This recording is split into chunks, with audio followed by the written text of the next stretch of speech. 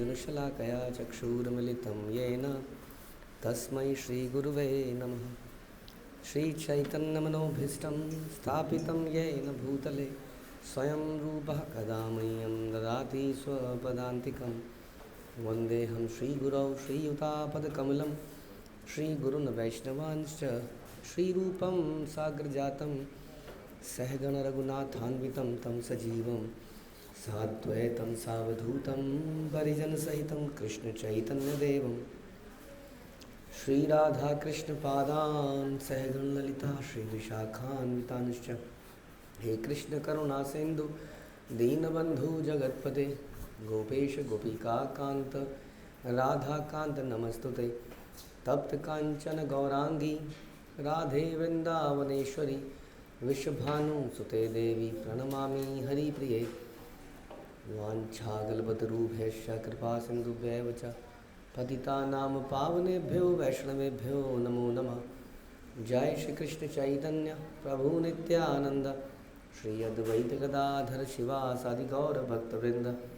हरे कृष्णा कृष्ण कृष्णा हरे हरे हरे राम राम राम हरे हरे। नमो विष्णुपादाय कृष्णप्रेष्ठाय भूतले श्रीमते भक्तिवेदांत स्वामिन्निति नामिने। नमस्ते सारस्वते देवे गौरवाणी प्रचारिणे निर्विशेष शून्यवादी पाश्चात्य देशतारिणे। हरे कृष्ण। प्रश्न उत्तर, किसी भक्त का कोई प्रश्न है तो हाथ खड़ा कर सकता है, ऑनलाइन या offline. Hare Krishna Prabhu ji, thank you so much आज के सेशन के लिए। प्रश्न था, जैसे सामान्यतः संसार में हम देखते हैं कि कई लोग भगवान के अस्तित्व को नहीं मानते और उनको जब भी हम लोग चीज़ों को प्रस्तुत करते हैं, अलग अलग तर्कों को प्रस्तुत करते हैं, कुछ बेतुके से सवाल आते हैं। जैसे उदाहरण के लिए अगर उन्हें बताया जाए कि इस शरीर के अंदर डीएनए है और एक सिस्टमैटिक कोड है, तो कोई भी कोड कभी भी चांद से नहीं बन सकता, तो भला ये कैसे चांद से बन जाएगा? तो इसमें काउंटर आर्गुमेंट ये आता है कि कोई चीज़ चांद से नहीं बन सकती, ऐसा आप क्या कह सकते हैं? तो ऐसे में लोगों को क्या हमें उत्तर देना चाहिए? हजारों उत्तर दे सकते हैं कि आप एक काम कीजिए, आज से लेकर अगले 10 साल तक आप रोज़ घर जाइए अपने। I hope you are not living with your parents and you are not living because anyway आप भगवान को नहीं मानते तो आप पिता को नहीं मानते, माता को नहीं मानते, तो आप अलग से किसी कमरे में रह के ले रहे हैं। I don't believe in mothers and father.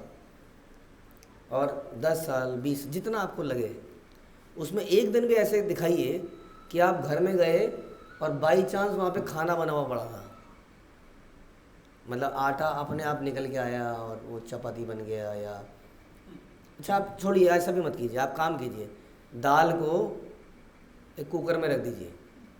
Let's see, आप थोड़ा सा हेल्प तो चाहिए ना, आप कहोगे थोड़ी हेल्प तो कीजिए, तो दाल को एक कुकर में रख दीजिए और नमक वगैरह भी आसपास ही रख दिए, एकदम आसपास, जो भी मसाले रखना है सब एकदम वहीं कहीं रख दीजिए और 10 साल तक ट्राई कीजिए, क्या वो एक दिन खाना बन पाया बाई चांस?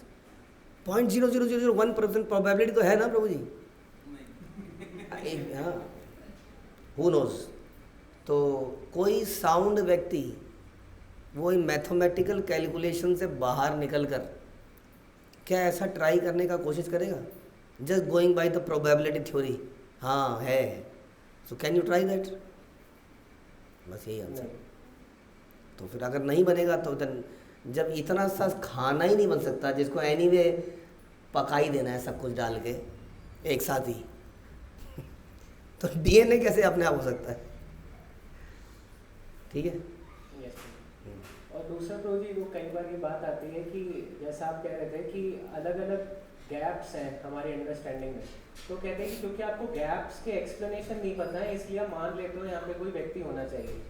तो ऐसे में हम उनको क्या समझा सकते हैं? वो कहेंगे कि आपको नहीं मालूम है, पूरा संसार आपने देखा नहीं, कैसे फंक्शन कर रहा है आपको पता नहीं, तो आपके अंडरस्टैंडिंग में कमियाँ हैं, इसलिए आपने अज्यूम कर लिया कि कोई व्यक्ति होना चाहिए जो इसको सिंक्रोनाइज कर रहा है। तो आपके गैप्स हैं इसीलिए आपने क्रिएटर को माना है, तो इसमें उनको क्या बोलते? Then what is like logical thinking क्या होता है? फिर आप इसको लॉजिकल थिंकिंग तो कहते हैं। लॉजिक क्या होता है? एक होता है फैक्ट, एक होता है लॉजिक। फैक्ट तो सबको दिख ही गया सामने, हालांकि कई बार जो फैक्ट दिखता है वो भी एक्चुअल में नहीं होता है। लॉजिक क्या होता है? लॉजिक से आप कुछ देखते हो और कुछ सोचते हो, और उसको आप क्या कहते हो? एक तो हो सकता है तुक्का, और एक क्या होता है? Reasoning. Then what do you call reasoning? तो कोई रीजनिंग जैसी कोई चीज़ होनी चाहिए कि नहीं? या सब कुछ तभी सीखना चाहिए जब वो हमारे सामने आ जाए? तो फिर सारी ये रीजनिंग एंड जो भी बंद कर देनी चाहिए संसार के अंदर। इसका मतलब कि जब चीज़ हो जाएगी तब देखेंगे, अदरवाइज यू आर एस्टिमेटिंग। तो एस्टिमेटिंग, एस्टिमेशन, गेस्टिमेशन और तुक्का और रीजनिंग और लॉजिकल डिस्कशन, बहुत सारे शब्द हैं। अब उसमें क्या लॉजिकल है, क्या अंधविश्वास है, आप पहले देखिए कि क्या हमारा जस्ट तुक्के पर आधारित है या हमारा डिस्कशन या हमारी अजम्पशन कुछ लॉजिक पे आधार है। आपका अजम्पशन है कि there was infinite temperature, infinite this and there was a big bang. हमारा भी एक एस्टिमेशन है। Let us discuss one by one कि आपके कौन से अजम्पशन है और हमारे कौन से अजम्पशन है। आपकी रीजनिंग क्या है, हमारी रीजनिंग क्या है। हमारी रीजनिंग के पीछे ऐसा है, हमने देखा कि एक जगह पर सारा ट्रैफिक बढ़िया से चल रहा है। आपने अज्यूम किया आज सब अपने घर से बढ़िया खाना खा के आए हैं, सबका मूड बहुत अच्छा था, इसलिए आज सबका ट्रैफिक नियमों का पालन करने का मन कर रहा था और उन्होंने सब ने ट्रैफिक नियमों का पालन किया। ऐसा आपने अज्यूम किया। हमने अज्यूम किया कि इतने सारे लोगों का सबका मूड ठीक कैसे हो सकता है? सब अच्छा खाना खा के आए पत्नी से, तो पॉसिबल ही नहीं है। सब घर से टाइम से निकले, ऐसा कैसे हो सकता है? तो हमने अज्यूम किया नहीं, वहाँ पर कोई व्यक्ति था जो कि उनको ऑर्गेनाइज कर रहा था। आगे आपकी इच्छा है, जो मर्जी मान लीजिए, इन दोनों में से आपको जो ठीक लगे वो मांग लीजिए। Thank you. हरे कृष्ण। प्रभु जी, जैसे मेरा क्वेश्चन है कि आप बार-बार लेक्चर में बताते हैं कि हमें श्रुति धर्म होना चाहिए, ध्यानपूर्वक सुनना चाहिए, नोट्स के ऊपर ना फोकस करके, मतलब मेरा नहीं, नोट्स बनाओ। नहीं, नोट्स मतलब मे भी अगर दिमाग में नोट बना सकते हो तो वो भी अच्छा है, लेकिन अक्सर दिमाग में नोट्स थोड़ा उड़ जाता है, तो हाई लेवल नोट्स बना सकते हैं और एक बार रिव्यू कर दें तो बहुत अच्छा है उसको, फिर वो दिमाग में थोड़ा रजिस्टर हो जाता है। तो मेरा क्वेश्चन है कि एक लेक्चर, अब जैसे मैं अपनी अगर बात करूँ तो मैं सुबह का लाइव लेक्चर नहीं सुनता, तो आपसे बात हुई थी तो आपने बोला पुराने जो मिस हो गए वहाँ से कंटिन्यू कर रिकॉर्डेड, तो अब मैं उसको जब सुनता हूँ तो कई बार अब रास्ते में सुन रहा हूँ, मतलब वैसे तो नोट्स यही सुनता हूँ, बट फिर भी ध्यान डाइवर्ट होता है।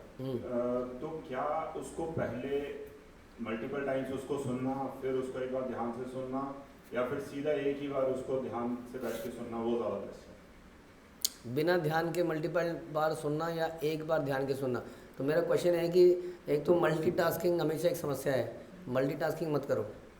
अगर आप कार में जा रहे हो और श्रवण कर रहे हो तो आपका ध्यान इसलिए नहीं भटक रहा कि आप कुछ काम का काम कर रहे हो, मे बी आपका ध्यान भटक रहा है कि आप कुछ बाहर देख ले रहे हो या समथिंग। तो आपको अपने ध्यान को वाई ऐसी हैबिट नहीं बनानी चाहिए कि चलो दोबारा सुन लेंगे, तो फिर आदमी कैजुअल हो जाता है कि इसको अगले अटेम्प्ट में अच्छे से कर लेंगे, तो कभी सीरियसली अटेम्प्ट ही नहीं करेगा वो। आपको यही करना चाहिए कि एक बार सुनना है और अच्छे से सुनना है,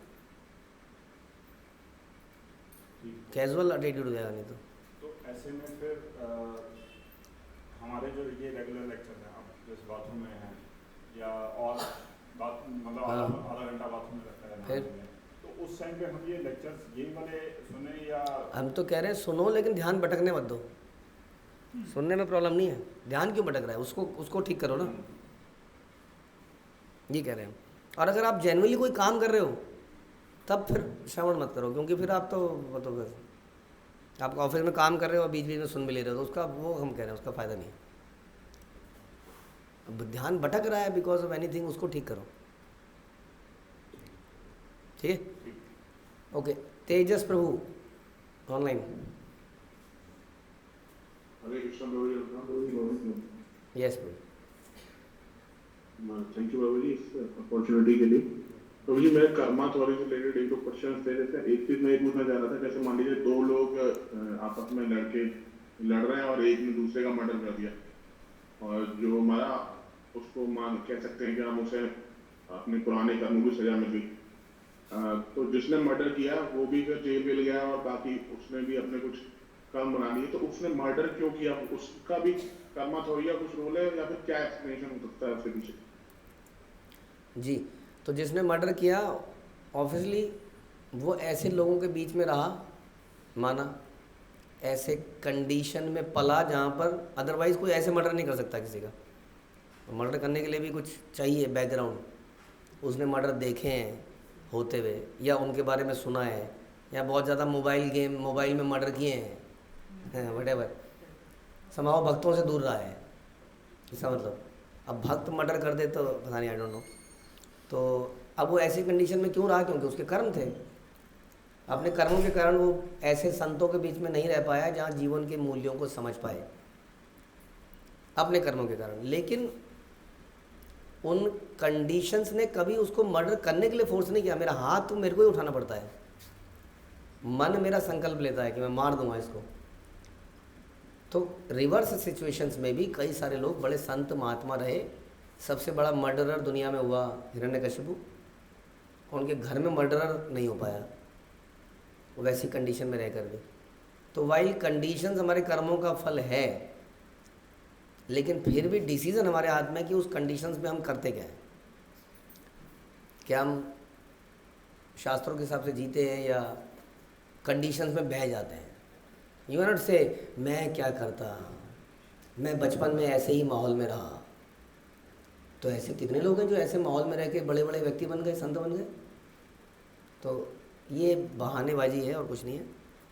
डेफिनेटली डिफ़िकल्ट कंडीशन में, जैसे कि हमारे पास लाइव एग्जांपल है, मैं कई बार बताता हूँ, मुंबई में वहाँ का जो धारावी या वो क्या झुग्गड़ झुग्गी झोंपड़ी धारावी, वहाँ से एक दो लोग निकले और वो क्लासेस को ज्वाइन किए। आज की डेट में वो कॉन्ग्रीगेशन लीडर्स हैं वहाँ से निकल के।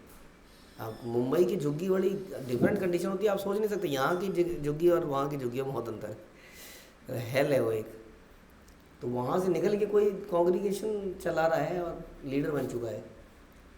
ठीक है, तो हमारी कंडीशंस हमारे कर्मों का फल है, लेकिन एक्शन फिर भी हमारे हाथ में है। क्लियर? यस, तो ये भी बहुत अमेजिंग तरीके से आपने समझाया। इसमें कोई एक डाउट जैसे और आता है कि फिर संतों, जैसे हम प्रचार के लिए बताया जाता है, प्रयास करते हैं, तो जो संत की कृपा है और जो हमारे कर्म है, ये दोनों कैसे बैलेंस होते हैं कि मतलब संत हमारे जीवन में कोई डिफरेंस फिर कर पाते हैं? क्योंकि तभी प्रचार का महत्व बनता है। अगर कोई भक्त हमें इन्फ्लुएंस, मतलब किसी को तभी इन्फ्लुएंस कर सकता है जब कुछ उसका इम्पैक्ट हो। तो यही तो हमने बताया कि सब कुछ प्री डिफाइंड नहीं है। संत ने आपको आके बताया, आपकी आत्मा को झंझोरा, लेकिन फिर भी इतने सारे लोगों को झंझोरने के बाद कुछ ही लोग तो जुड़ पाते हैं। इसका मतलब ऐसा भी नहीं है। हाँ, कर्म चेंज होंगे। इसका मतलब ऐसा भी नहीं है कि संत के जोड़ने से सब जुड़ जाएंगे, और ऐसा भी नहीं है कि जुड़ेगा वही जिसके कर्मों में लिखा है। इसका मतलब हमेशा समझ लीजिए, there will be facility by Krishna mercy. उसको कौन अपनाएगा कौन नहीं अपनाएगा ये कोई प्री डिसाइडेड नहीं है।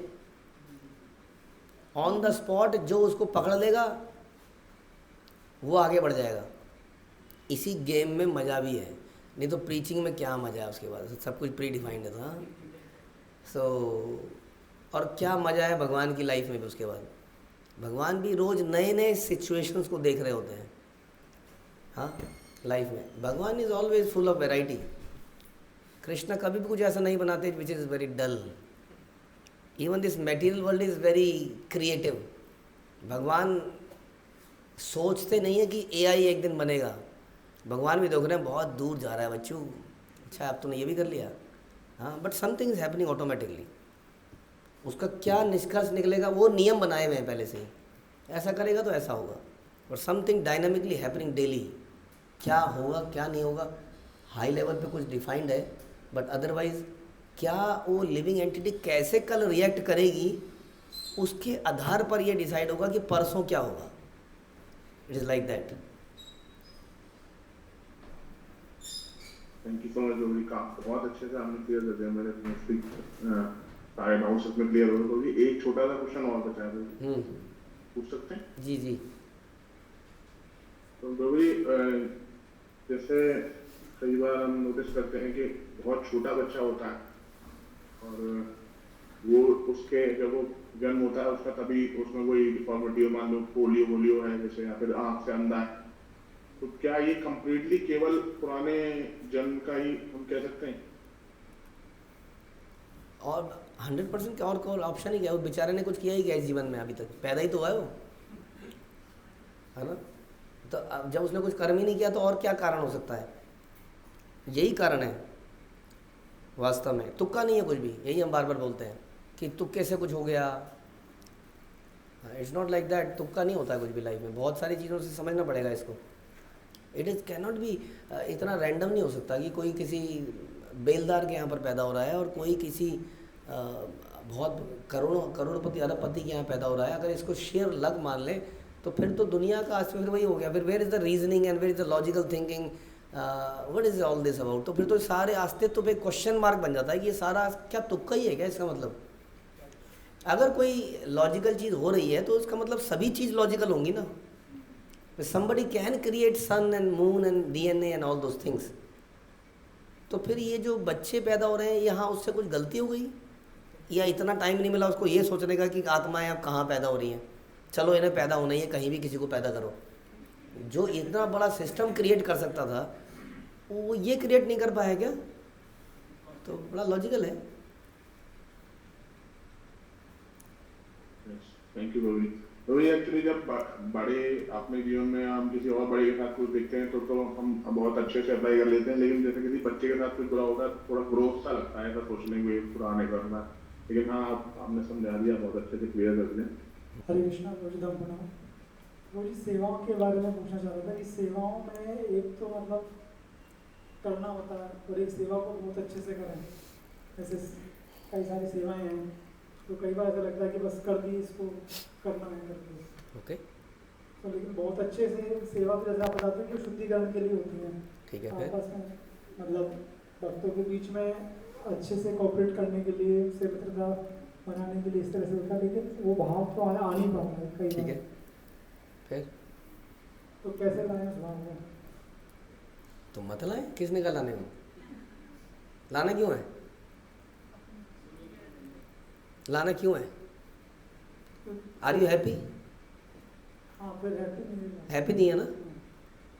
तो फिर यही सोचिए कि अगर मुझे प्रसन्नचित होना है तो मुझे नित्य कृष्णदास बनना पड़ेगा अपने लिए। मे भी हम सोचते हैं कि हम सेवा करेंगे तो उसका लाभ हो जाएगा, उसका हो जाएगा, मेरा क्या होगा?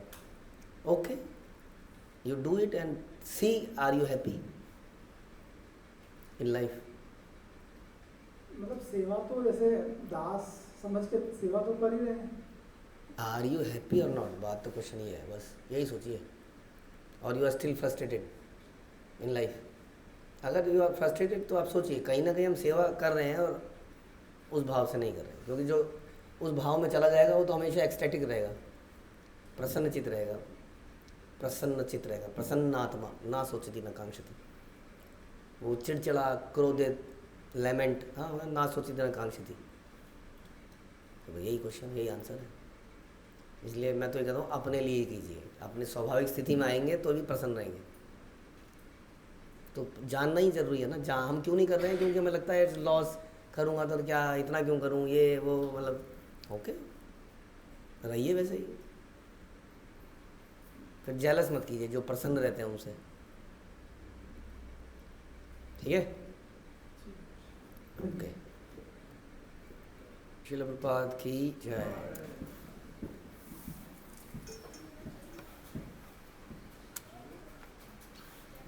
हरे कृष्णा प्रभु जी।